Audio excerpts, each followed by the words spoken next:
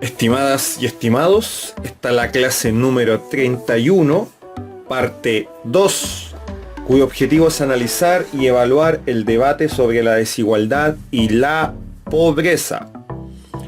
¿Por qué hay pobreza y desigualdad en los países hoy en día? Hay países más desiguales y hay países menos desiguales, países más pobres y países menos pobres. Nos centraremos en el debate sobre todo de la desigualdad. Si bien existe esta pregunta que acabo de mencionarte, hay un consenso en que los índices de pobreza y desigualdad se relacionan con la redistribución de la riqueza y el porcentaje de ingresos concentrado. Sin embargo, existen diferentes visiones al respecto. Para contestar la pregunta de por qué hay pobreza y desigualdad en los países hoy, entonces vamos con lo siguiente. Vamos con autores, igual que en la parte 1. El primero, Marco Kremerman. Marco Kremerman, economista chileno. Él señala que la desigualdad en la redistribución de los ingresos es un problema. ¿Qué significaría redistribución y el problema con la desigualdad viendo este dibujo?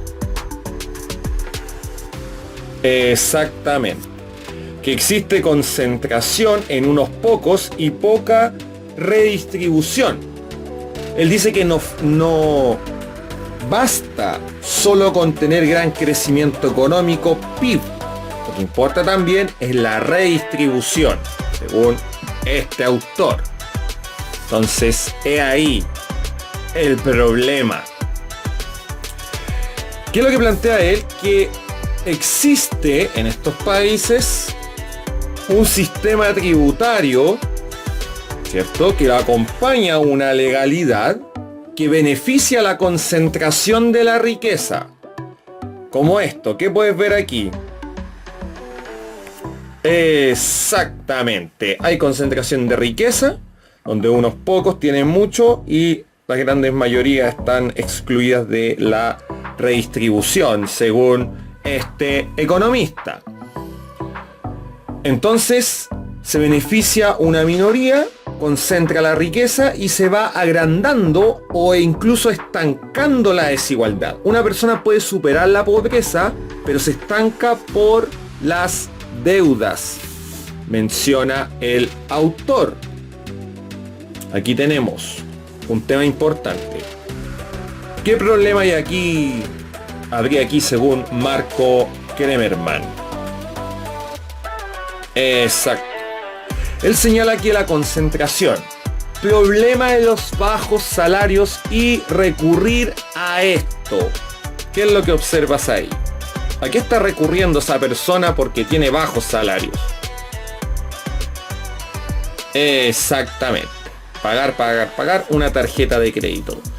Por lo tanto, recurre al endeudamiento. Deudas que quizás jamás podrá pagar y también deudas para pagar otras deudas. Importante eso según Kremerman. También, como ya mencionado anteriormente, la existencia de un sistema tributario que permite que los cobros de impuestos actúen como, entre comillas, diría él, impuestos regresivos. El que gana más, paga menos, a pesar de tener impuestos progresivos, por los beneficios tributarios que existen. Ahora, ¿qué es lo que sucede? Hay abuso de este beneficio tributario, haciendo donaciones, inversiones, proyectos en el país, entre otros elementos que podríamos mencionar, para pagar menos impuestos. Y sale dañado esto. ¿A qué se daña cuando se paga y se intenta pagar lo menos posible en impuestos? ¿Qué representa el cerdo? Exacto. Hay un daño enorme al ahorro fiscal, que es el que asegura la seguridad social, por ejemplo. También menciona, recuerden, Marco Kremerman. También menciona el tema de que el abuso de los beneficios tributarios y pagar menos fomenta a concentrar las riquezas y no querer pagar más impuestos. Porque es como una costumbre. También dice que se utiliza en estos países el argumento del salario de mercado. Se abusa del argumento del salario de mercado, lo que va complicando la desigualdad, aumentándola en algunos casos. El salario de mercado es la disposición a pagar por parte de un empleador. El problema que hay con esto, es que el trabajador lo acepta porque el mercado no compite por mano de obra. En general los salarios, ¿cierto?, son bajos. Son bajos los salarios en la mayoría de los empleos. Entonces, en general, los salarios, al ser bajos en las empresas, es lo que hay, no hay otra opción. Por lo tanto, no hay incentivos. También menciona el autor la existencia de sindicatos débiles o también estados, los países, desincentivan la sindicalización a pesar de estar permitida, ¿cierto? Los sindicatos, al ser débiles, tienen poca capacidad de negociación en tema de productividad y también de incentivos salariales para mejorar la productividad. No hay motivación, no hay incentivo. Por lo tanto, esto daña gravemente a un país y daña gravemente la redistribución de la riqueza. Siguiente autor. Este economista francés, Thomas Piketty, tiene un texto que se llama Capital e ideología, entre muchos más. Señala que existe un régimen desigualitario. Desde 1980, él dice que, si bien, como ves aquí, que ha disminuido según Piketty desde los 80, ha disminuido la pobreza, pero ha aumentado la desigualdad. El problema que menciona Piketty es la redistribución justa y eficaz de la riqueza. Unos se quedan con un trozo más grande, ¿cierto?, de la riqueza que existe en un país, mientras un grupo grande de personas se reparte lo que queda poco. Eso es importante según este autor, Thomas Piketty. También Piketty habla de factores. Los factores son, por ejemplo, las diferencias iniciales y los mecanismos que generan desigualdad. Por ejemplo, el Estado no es capaz de corregir la desigualdad por no tener una política justa redistributiva. Esto se combina, señala Piketty, con la concentración de la propiedad.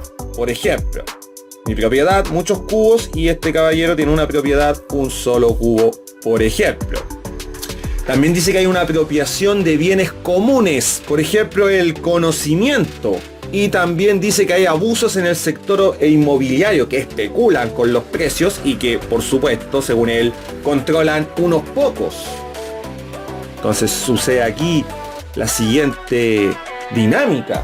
Por ejemplo, hay personas que dicen: trabajo y gano poco, me endeudo. ¿Vale la pena realmente estudiar si los puestos de trabajo ya están designados, ya están dichos? ¿Cómo obtengo la casa propia si suceden las dos situaciones anteriores? Eso es lo que señala Piketty al respecto. Entonces, la desigualdad crece, según él, en algunos países, sobre todo a medida que la riqueza se va concentrando y se mantiene por la herencia sin distribución, sumado a elementos en muchos países como la corrupción, que da como resultado una casta. Puedes mencionar lo que es una casta viendo este triángulo, ¿cierto? Exactamente, un grupo que se va consolidando mediante la herencia, señala él, donde el esfuerzo de la población ya no trae frutos. Me esfuerzo y no pasa nada. Por ejemplo, tengo una gran carrera, posgrado, postítulo y no pasa nada.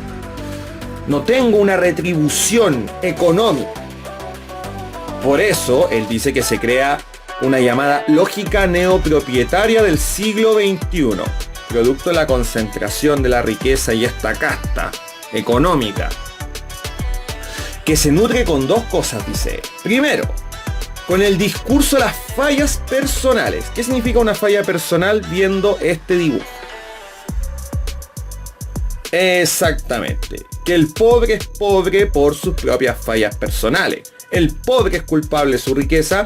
Y también el discurso contrario, la exaltación a los millonarios, señala Thomas Piketty, en países de por qué hay tanta desigualdad. Siguiente autor.